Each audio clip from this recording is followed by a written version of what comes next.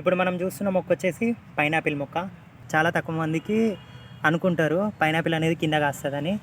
కాకపోతే పైనాపిల్ అనేది పైన కాస్తుంది. ఫ్రూటింగ్ అనేది మనకి పైన వస్తుంది. మధ్యలో నుంచి ఒక స్టిక్ లెక్క వచ్చి పైన మనకి పైనాపిల్ ఫ్రూటింగ్ అనేది వస్తుంది. కాకపోతే ఇది లేట్ గ్రోన్ మొక్క, చాలా నెమ్మదిగా పెరుగుతుంది ఈ మొక్క అనేది. మనకి ఫ్రూట్ కూడా రానికి చాలా టైం పడుతుంది. పైనాపిల్ తినేసి పైన చెట్టు లెక్క వస్తుంది కదా, దాన్ని కట్ చేసి పాడేస్తాం కదా. సో దాన్ని కూడా మనం మట్టిలో నాటినట్టయితే దానికి వేర్లు వచ్చేసి అది మొక్క లెక్క మనం పైనాపిల్ మొక్క లెక్క పెంచుకోవచ్చు.